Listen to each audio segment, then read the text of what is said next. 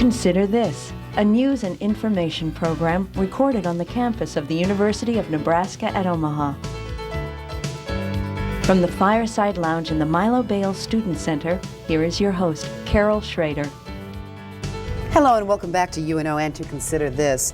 One thing to consider these days is the economy, and one thing within that big, large economy to consider is what we're hearing the headlines about, and that's the airline industry. American Airlines and its problems, and United Airlines and its bankruptcy. But it's a complex story that I think we're going to look into a little today, because although we don't fly that much maybe, our economy is affected by that, and how we promote our city is affected by the amount of air service we have. And certainly in Omaha, the new Arena Convention Center, it's very important to know that we have great access. My guest today is someone who's very knowledgeable about that. I could go on and on about Dr. Scott Terry's credentials.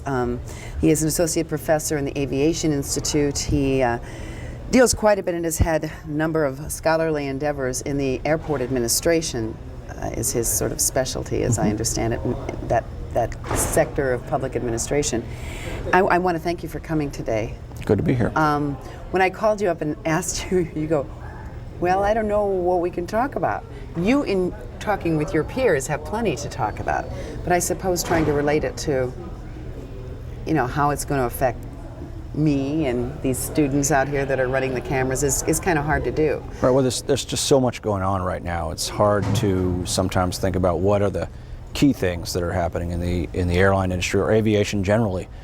There are so many changes still happening as a result of September 11th. There are changes happening because of the shakeout that's going on in the airline industry. There are some exciting things that aren't even making the headlines right now. Some possibly good things in the evolution of this shakeout. Right. I think some really interesting things, at least, happening. One of the things that is emerging are some different business models for air transport. The one that some people, I think, probably have heard about is the fractionally owned charter or air taxi kinds of services, typically for business travelers. And that could take a couple of forms. A number of businesses could own one, or they could agree to a joint lease in time available, or what? There's always been corporate flight departments, companies that will own their own fleets of aircraft. And that has sort of waxed and waned over the years because of the high costs of maintaining your own aircraft and having your own pilots and so forth. But there's been some real innovation in what are called fractionally owned airlines or air charter services, like NetJets, for example. What you do in that case, if you're an individual, and typically these are people with lots of money, but they would buy a share, a 16th or an eighth or a quarter of an airplane that's actually part of a large fleet. So while they might not fly on the airplane that they own a piece of, they own a piece of an airplane in a huge fleet that's operated by professional pilots, that's coordinated by professional dispatchers, and it's a level of service that is very attractive to both the high-end business traveler, the sort of wealthy traveler, and so forth. Kind of like owning a condo, except you can have any place in the building because everybody owns it all together. Yeah, it is. It's very much like a timeshare in which the people will own a piece of an airplane, a specific airplane, and their name's on some documents somewhere that are connected to that airplane. But because of some creative sort of arrangements, they're able to call up and schedule service to fly both transcontinentally or even internationally. And that's more flexibility than if you owned 1/16th of one plane and you had to vie for 1/16th of the time of that just one plane. You still see that sometimes. In fact, it's a very common way for sort of recreational flyers or people who fly themselves to own aircraft because of the high cost of aircraft. But as good as those fractional operations are, and as well as they're doing, they're still very expensive, and they're really out of the price range of the average business traveler, the family looking to go on vacation, or the individual that needs to go see friends or relatives or what have you. But for those businesses, and the whole business travel has dropped because of the economy and the cutbacks in business and the alternatives of doing networking and these corporate meetings via internets and all kinds of things. Right. So that part has done well, that fractionalized ownership, but for the commercial airlines that depended a lot on the business traveler. Yeah, that's where the airlines have really, this is where the fractionals are, in a general sense, are a double-edged sword. They're very good for the people who are running them, very good for the people who can afford to use them, but for the mainline carriers, the network carriers, the United, American, Continental, and so forth, they were paying a large portion of their costs of a particular flight by the number of business travelers that they were putting on those aircraft. The business travelers were typically paying premiums for their tickets because they needed fully refundable business class, first class Right. kinds of fares, whereas the leisure traveler was getting a deep discount flying on the same flight but flying in coach. When those business travelers start to go away, either because the economy softens or because they are moving to other modes of transportation, including the fractionals, you're not getting that high-end traveler on the airlines. And I've often heard people say, well, you know, when I board a flight, I see that first class is always full. A lot of the people, if not most of the people flying in first class are upgrades. So they are people who have gotten a lot of frequent flyer miles and so forth. So they're getting that first class service such as it is in these days, but they're certainly not paying for it. I mean, they've gotten those through flying on discounted fares. So one of the things that I hear that is problematic because of the economy and just a lot of other factors is that we have excess capacity. And one of the things I hear is that when that shakes out, and that will take some time, that the business fares might go down a little bit and the leisure travelers might come up a little bit to sort of bridge that gap you were talking about. You know, I think we've seen, I mean, the one thing to point out always is the airline industry is cyclical.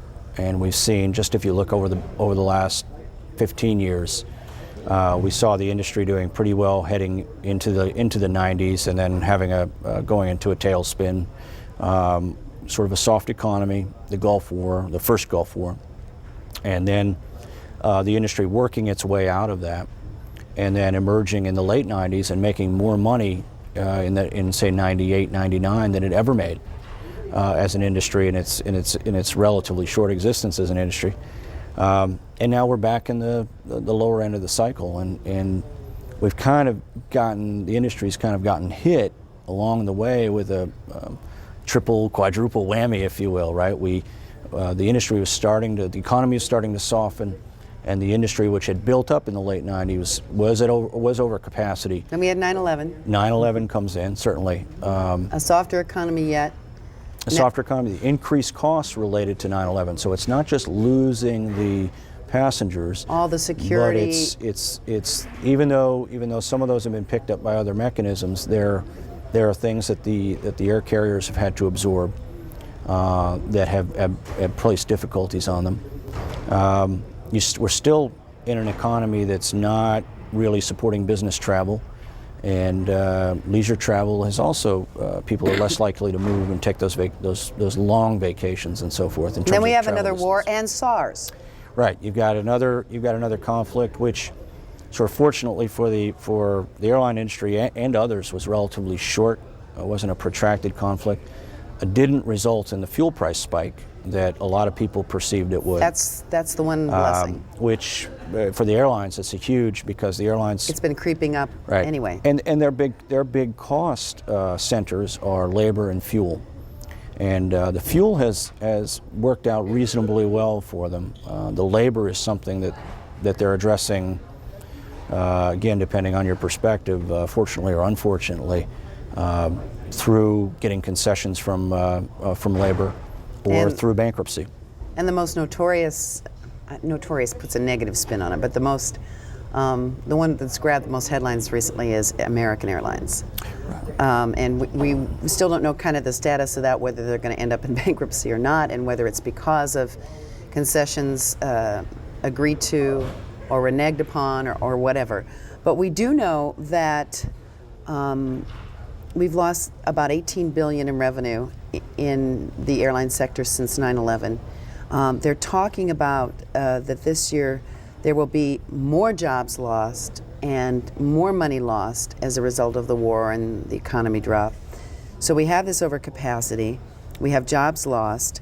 And we're going to start losing flights. And my question about that, and that's bound to happen in a situation like this, is that we have enjoyed, for a state our size, particularly with our intersecting interstate draw at Eppley, some pretty darn good air service.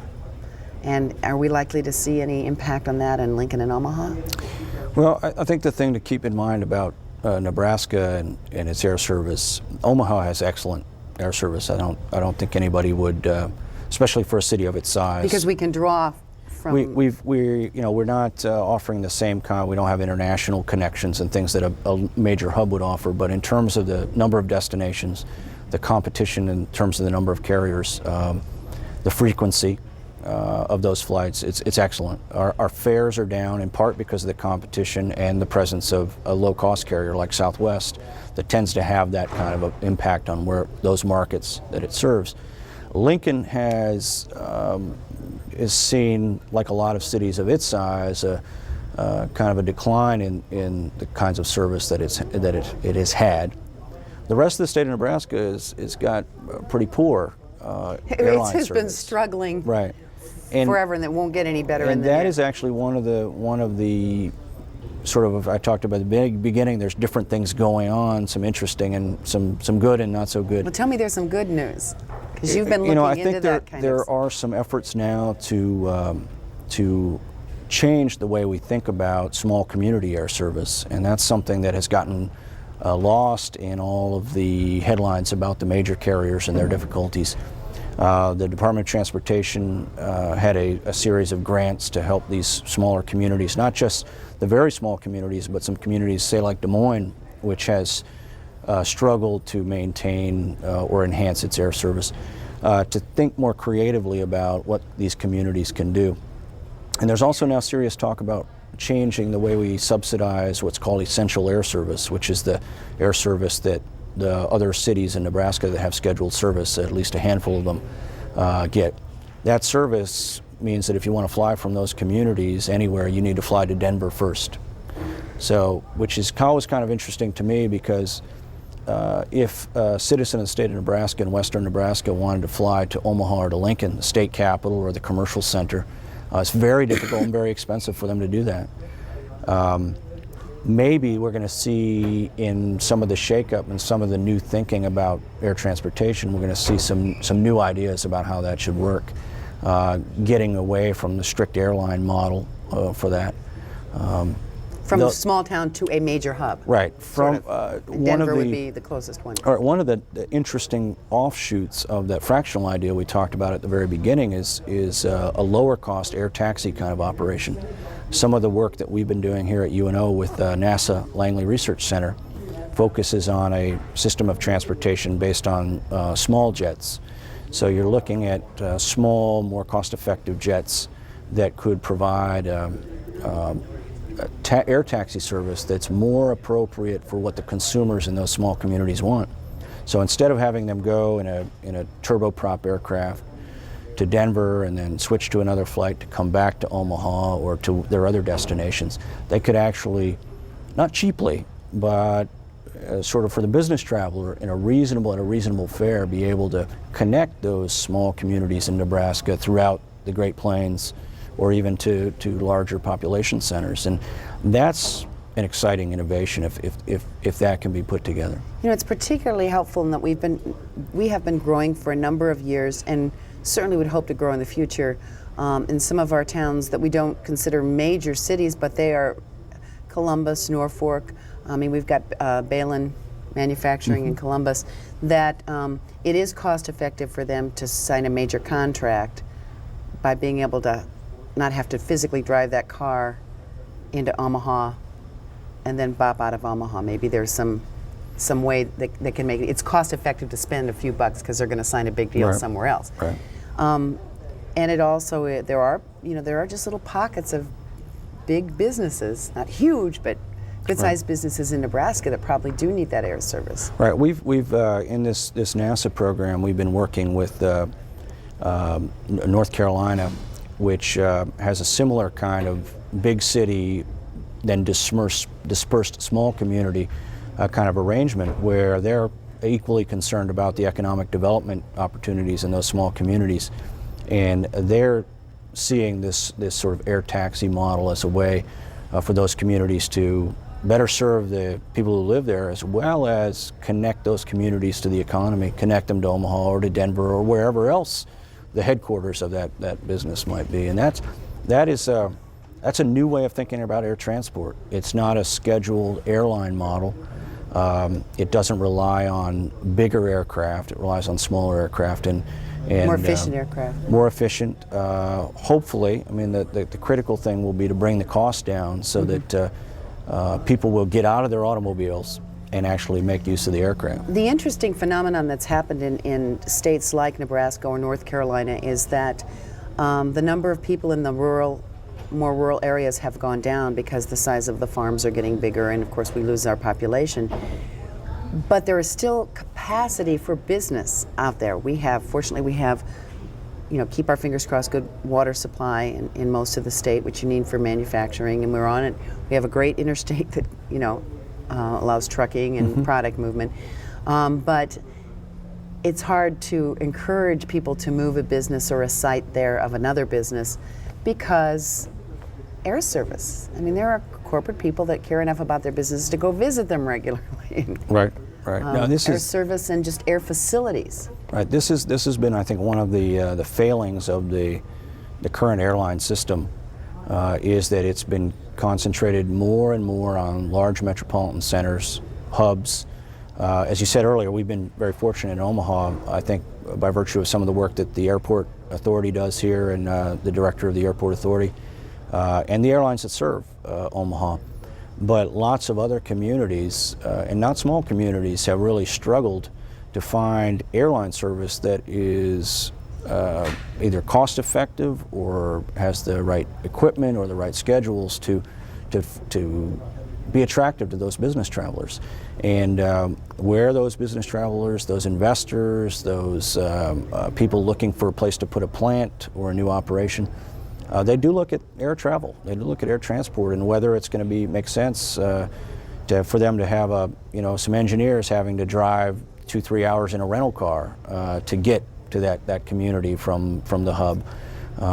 So it's not just a Nebraska problem. It's a problem all around. Right. The airlines.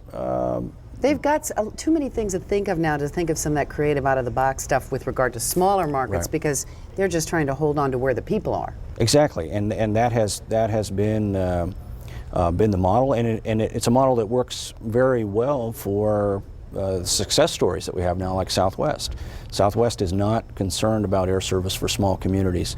They're concerned about air service between large metropolitan or large population centers, and doing point-to-point service at fares that people love. And that is something that's the success story. A low-cost model serving the big population areas, or a fractional model serving the high roller, wealthy, or corporate traveler. What's missing is that in between. It's what's missing, or has been sort of an afterthought, is the small community, or the in-between service. Right. The in-between level service. of service. The people who don't have the huge amount of money, or don't have the flexibility, or need more service than a Southwest or a JetBlue can offer them. Yeah, and they want a reservation. They want to know they have an aisle seat or a window seat or whatever, and they don't have tons of money to pay, but they can pay a little more than just the bag of peanuts. Or they need to connect to an international destination. Right. Or they need to go to a place that is not a major city. It's a small city. Des Moines is a good example. South Bend, Indiana, South Bend, Indiana, places like those that. Places like that where all those people going to those Notre Dame games. Right. Just teasing. You can charter a jet cheaply with a lot of Nebraska fans. I'm sure you could. Yeah. But then there's the sort of regional airlines that are finding their niche too. When we think bigger's better, fly to more places, Right. grab more people, you have more flexibility because you can move things around. So we're having... The regional carrier story has been kind of interesting, watching that unfold in the last couple of years. After September 11th, the network, what we call the network carriers, were clearly hit the worst. Those are the carriers that operate these spoke and hub operations United, American, Continental, and so forth. Everybody sort of recognized Southwest was doing well. There's a whole host of carriers that serve the network carriers to feed traffic to them, to feed passengers to them. the hubs. They operate regional jets, they operate turboprop aircraft, and so forth. And they were doing very well until, and some of them still are, until recently. And the reason was that a number of them had what are probably best characterized as sort of sweetheart deals with the network carriers.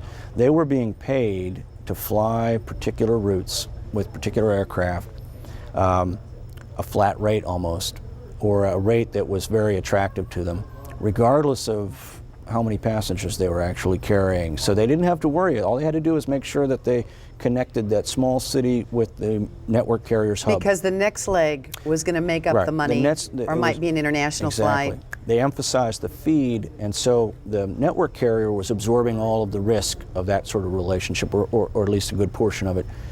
That was great when everyone was making money. But once the network carriers started to, their fortunes started to suffer with the softening economy, 9/11 and so forth, they really wanted to rework those deals. And so what we've seen is through bankruptcy and through scrutinizing those deals more, we're seeing the pain in the airline industry starting to trickle down into those regional carriers. And so whereas a regional carriers, we've had some former students as of several months ago hired to fly for regional carriers at a time when the network carriers were furloughing pilots. We're starting to see those regional carriers have the same kinds of having to lay people off, having to rethink their own capacity. That's another bit of the sort of the decline, I think, of the model that we have now for the air transport industry. It seems to me that we as consumers of air service, whether we do it very often or not, don't even think about, we see the headlines. We see some bad headlines like this past week, American Airlines loses $1.04 billion in the first quarter. Then we hear JetBlue, which doesn't really affect us here, but it is up 34% in the first quarter. And we just think it's kind of there. And so just so it's there when we want to go to Denver and then on to so-and-so. Right. So how do we think about it in terms, it's too big a subject to get our arms around. It's just someone that flies once in a while. Well, I think that the thing to remember about $1 billion to lose is a huge amount of money, or whether it's a quarter or a year or what have you. But the airline industry, and American is the largest airline. The airline industry is cyclical, and as I mentioned, they made an enormous amount of money in the late 90s, and now we're seeing the flip side of that, probably magnified by some of the other issues that we've seen. It's probably not fair to compare head to head what has happened with American and what's happening with JetBlue. Right, because they are not quite the same critters. It's not the same. They're not offering the same And a lot of people network. explain what JetBlue is because it's a kind of a newer phenomenon, and because we're not affected in this area. Yeah, it's a fascinating story. It was a guy who used to work with Southwest years ago and then got out of the business. I think as part of his separation, he wasn't allowed to be in the business for a while, and then got back in and started up a new airline, which is, starting a new airline is usually, run away from that, somebody wanting you to pitch in your money to start a new airline. But the interesting thing that he did was that they established their main base of operations at JFK Airport in New York, and they found there a market that wasn't well served by a low-cost carrier, and the state of New York and New England, up north of New York, was clamoring for a Southwest-style airline to come in to offer a low-fare service. They made a huge sort of political investment to get policymakers in New England and New York on board to say what a great deal this was going to be for the citizens of New York and Vermont and other places. So they could get investors? Well, they not only got investors, but they got political protection. Because in the past, when new entrants would come into the market, with just a handful of airplanes and a limited number of routes. Well, you couldn't get airport space for one thing, and then you could right. go down the list. So JFK solved that for them because there was excess space. They could move in where TWA and some others were going out, so they had some availability to do that.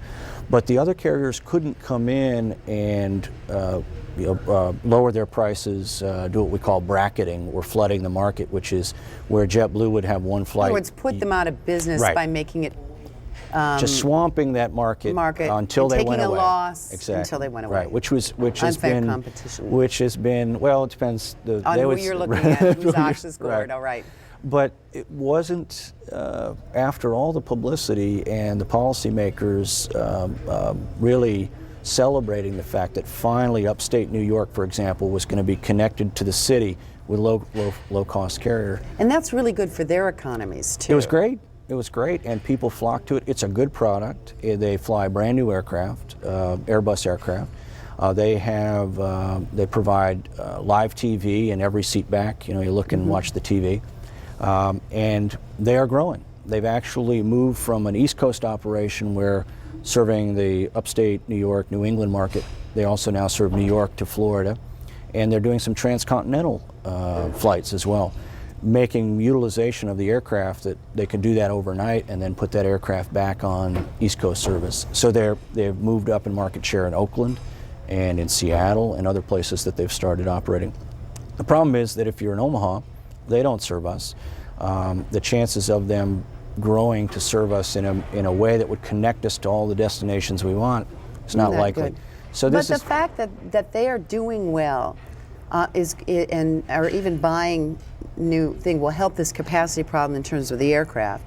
I don't know what's going to do for the capacity problem in the industry, but it shows that there is room in this large country that loves to travel by air and needs to travel by air and has to travel by air, that some innovation can keep things moving in a positive way. Right, I think very much so. I think that you'll see maybe some of the players that we've come to love and we're very familiar with their brands. They may not be around or they may spin off and break off into some newer names. There may be some different activities, and there may be some new entrants. And I think the thing is that we're not, change is not going to be horrible for us. But you're not down and out about at all. Well, I mean, I wouldn't say that. But I mean, you see this, part of this is cyclical and part of it is we need to innovate. And It's difficult, though, to sit here and say it's cyclical and don't worry, everything's going to be fine when so many people are losing their jobs. Right. Well, I know you're going to keep an eye on it. Well, I and we hope do so. run out of time. Right, okay. We run out of money if you're in the airlines, and you run out of time if you're in TV. I want to thank Dr. Scott Terry for being with us. Thank you for having me. And we'll check back with you maybe in a year and see how it's going. Okay. I want to remind you can watch the shows on unotv.unomaha.edu. That's the Consider This website, or you can punch to it anyway. Thanks for joining us.